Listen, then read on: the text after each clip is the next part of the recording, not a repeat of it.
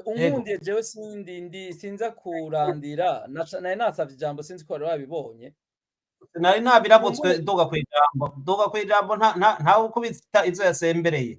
Duga kwijambo. urakoze reka sindinda no kubatevya ariko hari ikintu jewe gisavye gitumye nshaka guca ngira reaction ubu nyene kuko kirababaje kandi biri muri ibi nyene turiko turavuga, biri muri iki civugo nyene turiko turavuga. Ni gute abantu twonagura igisata giharanira uburenganzira bwa kiramwamuntu? Ni gute abantu twoshikiriza amakuru tukanayahabwa? Ni gute abaharanira hagati y'akazina muntu bokora akazi kabo mw'iteka ryabo? Nico civugo c'ikiganiro. Rero nshatse kugira reaction immédiate kandi vraiment nshaka gushimira ubwa mbere Pamela azanye iki kintu hamwe na Pacifique. Iki kintu hamwe n'ingene Pacifique yishuye. Bon nibaza aba bantu barazinanye baranakoranye muri société civile kandi n'ubu bari kumwe. Ni bimwe twariko turavuga mu kanya.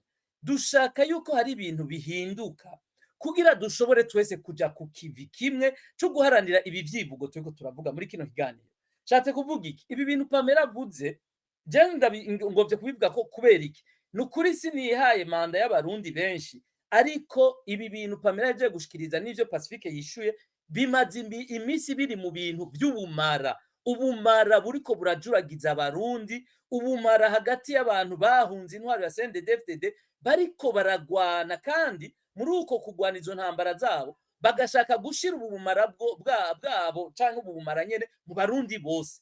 Abantu bose uno munsi ibi bintu Pamela yaje kuvuga n'ivyo Pacifique yishuye ko bimaze igihe bibateye ubwoba. Alors jewe nashaka kubitanga ko une petite réaction jewe ntibinyerekeye vraiment ahanyi sinzi impande zose kumbure zizogira ico zibivuze ko nihaba harimo uvuga ati nawe birakwerekeye arabivuga ariko shaka kuvuga iki effectivement ibi bintu bimaze imisi gute hari abantu barafashe baratangura kwifatira mu gahanga Pacifique baravuga n'abandi bantu n'andi mazina ntavuga hari abo ntavuga kubera Pacifique wewe turi kumwe hano mu kiganiro baratangura kubita ko ari abagenosidere ari abantu byari byana umengo ntibagiye byanaturutse ku kiganiro Fokode yoba yaragize bagatumiramwo Gwasa umushinga ntaye agatongwasa arongoye senere donc baravuga bati n'umuparipeto FNL yaratikije inganda n'umugenosidere yaratikije abanyamurenge narabibonye bamwe b'abakongomani bo mu b'abanyamurenge barabivuga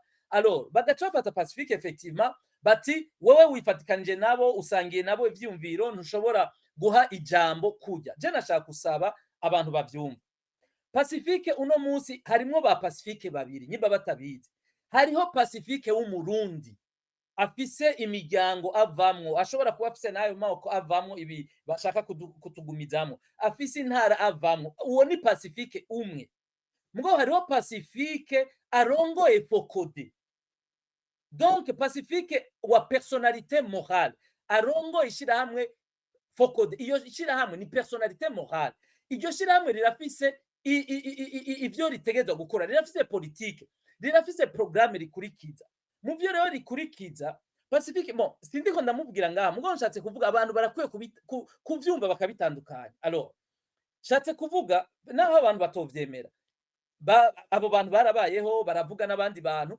hanyuma ikibabaje haca hagenda haduka abantu nabone baja gutangura kugwana na wa mugwi alors je ujya mugwi ubabazwa nuko Gwasa aza mu biganiro je ndabatahura erega harimo numwe yigeze kunyandikira nanje kuri Twitter uko nyene ati Gwasa mwe muravuga yuko bagira bamwice Gwasa reka bamwice n'umugenosidere nawe yatumariye abiwacu abo bantu je ndatahura abantu b'abarundi canke b'abakongomani b'abanyamurenge bashobora kwanka Gwasa bashobora kumwanga ndabatahura muri ivyo vyumviro vyabo kuko bagira bati yaraduhekuye twifuza ubutungane turifuza kumubona ari mu munyororo ntitwifuza kumwumva mu maradiyo no mu biganiro vya Fokode abo bantu nukubatahura gusa rero nukumenya urubibe ahagarukira urubibe gumwe n'uwundi abo nico twokwita les victimes ba Gwasa mais mugabo nibaca bashaka ko Bob canke Pacifique twiyumvira nécessairement uko nyene rega twebwe turafise amafamiye mu macuti hariho abashobora kuba barishwe na paripeto FNL ivyo biriho mu macuti yacu y'abasirikare mu macuti yacu yo mu miryango sivyo? Ariko uno munsi urongoye radio RPA uri umujournaliste vyitwa ko Gwasa akijouissa de l'immunité politique ou diplomatique, Gwasa akijouissa aussi de la présomption d'innocence, kuko ntaraciga urubanza ngo twumve vy'ukuri ko bavuze bati aragiriwe na bwa bwicanyi. Ivyo nivyo turindiriye. Alors naha mvuga rero ahantu hari ubuntu nukumenya ingene twokubahana mu buntu bwacu, kumenya ingene twokora akazi kacu tutarengeye akarimba uwundi, kuko nibi inyi Pamela yavuga effectivement haje naho abantu bavuga nukuri ndabisubiremo jewe abo ba kampanye bafukure ntabonzi. Bon, ejo bundi narumvise ko hari abanyitiranye ibintu byinshi, baravuga bati mbega Bob ko bajya abantu tubona ataba denonsa, ko bajya abantu mbebo bo batamutuka, ubwo ntari ko arakorana. Naravyumvise mugabo n'ibintu by'ubujuju jewe vraiment ntashobora kujamo. Ico rero je nashaka guhanura ngaha vraiment, mpanure bari abantu bafise ivyabababaje, barafise genocide yabababaje, tubahanure badufashe, ahubwo badufashe turabe ingene twokorana nabo kugira ubutungane buzokubita intahe abo ba genocidere. Nivyo turiko turaharanira, ibi nivyo turiko turaharanira. Iyo turiko turaharanira intwaro nziza, intwaro ibereye, iyo turiko turaharanira ko hagaruka ubutungane mu Burundi, ofete no kugira abakoze genocide bahanwe, no kugira abandi bafise ibindi vyaha bagirizwa bahanwe. Sinzi ko abantu twumvikana. Naha rero mvuga uno munsi haje rero ibara je ndagita ubumara nishano, haje ibintu kuri internet, hariho umugwi umwe ujeje kwagiriza abantu ati abamwebwe muraba genocide, hariho uwundi mugwi uje ati mwe tugira tubafukure, wewe uvuka kwa wewe nyoko ni naka, nyoko imbere yuko akubyara yari ku mugabo uyu n'uyu. Iyo si mico y'ikirundi, je regrette.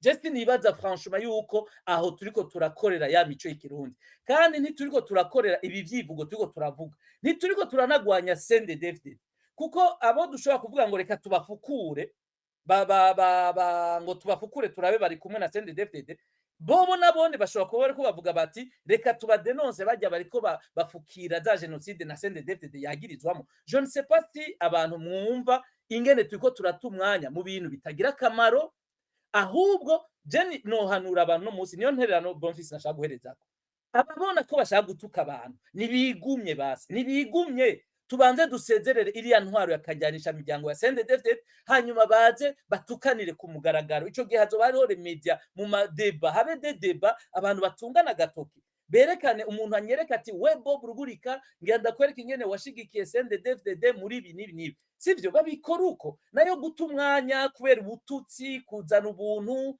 utuke Pacifique nawe yakwihorere, haza bafukure ibiki, bazanemo abavyeyi b'abantu. Moi je vous dis ibi bintu, l'histoire se moque de nous.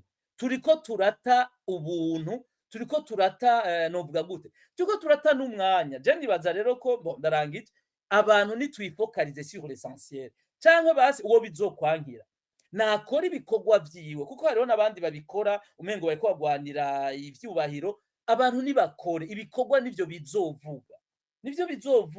Tumaze imyaka 10 mu buhungiro mu ngorane, turagowe, nayo tugasha tuja gushihana gushikurana ino mu mahanga mu buhungiro. Abantu biwacu inshuti zacu ziriko ziragorirwa mu buhungiro, bamwe baduteze ko ivyizero vyacu bati ni banaka, ni societe civile, ni remedia, ni ijya mihari izodukura muri ubu buja. None natwe sivyo turimwo, turi mu bintu vy'ububwa bitagira murambabarira.